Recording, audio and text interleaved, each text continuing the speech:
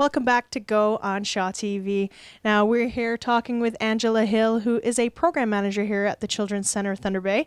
How you doing, Angela? I'm good. Thank you for coming today. I'm very, very happy to be here. Janice and I we're looking forward to this one. It's a it's a big building, and people drive by it every day, but maybe they don't necessarily know what goes on here. So it's our job to let people know what's happening here. That's wonderful. Yeah. So one thing that we want to touch on is something that is a really big problem for youth in our community, and that's suicide. What options are there here for people that might be going through something like that? You're right. It is a big problem in our community and across the country. Suicide is actually the second leading cause of death of our young people. And for every suicide, there's at least 12 more attempts. And then you have the people who are just struggling with depression and mental health issues. So a lot of families and teachers worry about youth and suicide. Suicide is such a big problem that Children's Center doesn't work alone on that one. In 2007, we came together as a community to think about what we could do better around suicide prevention. And we have 30 organizations in Thunder Bay that come together.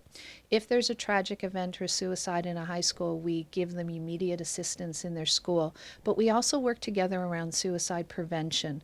And so we have 30 agencies who are trying to increase our community's capacity to work together, to share the awareness of the resources in our community, and to let people know that suicide is preventable and we need to be asking more direct questions. Reach out, connect, communicate, and say, I'm worried about you. Are you okay? And are you thinking about suicide? There's a bit of a myth that you shouldn't ask that question, that it can make people think about it, but it's not true.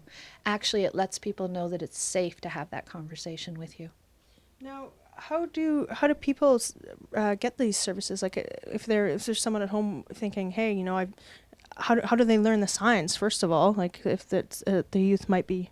The Task Force and Children's Center Thunder Bay have a website called here'sthedeal.ca, and that gives you general information on suicide prevention, on mental illness, and services in Thunder Bay. So if you just want to know more about it, that's a good place to start, is on here'sthedeal.ca. If you think that your child needs treatment because you're worried about their safety, then you can call the Access Network, and we will set you up with culturally appropriate treatment services. We also have 24-hour crisis response in Thunder Bay, so actually we have really good comprehensive services in our community. Sometimes people just don't know about those services when they're in crisis. I know something with suicide is people oftentimes, after, if it does happen, they say, I didn't see any signs. I had no idea that this was even something that the person was contemplating. So getting people educated on what those signs are, I think, is that even possible? It is. I mean, and there are so many signs, and really it's about there's a change in me. So I'm different somehow. Am I withdrawn? Am I depressed? Am I angry? So it's really about knowing that person and knowing that there's something different about them. So it can look different in different people. Am I using more substances? Am I sleeping more? Have I stopped eating? Am I angrier? It looks different, but it looks like a change in that person. And that's often a cue for teachers, coaches, parents to say, I'm worried about you. What's going on? We also just launched a mobile app this week called Be Safe. And Be Safe is a free app where a youth can sit down with any trusted person, and when they're having a good day, develop a safety plan. And that safety plan will be on their phone, and that safety plan will say, what triggers me to have a bad day? What do I remember how to cope? What are my positive coping skills that I might forget when I'm having a hard day? And you also put in your list of contact numbers. So who are the people that you can call at 2 in the morning if that's when you're having a bad time? And it also has a where to go for help application where you can answer some questions and it'll direct you to the appropriate agency in town. So people can download that free, and it's just the Be Safe app. Oh, wow, that's really cool. So services here for around suicide for parents as well? Is there services for parents, not just the youth? Absolutely. So if a youth is in crisis, that means a parent's in crisis. So often it's the parent that's going to make that first call and say, I'm really worried about my youth.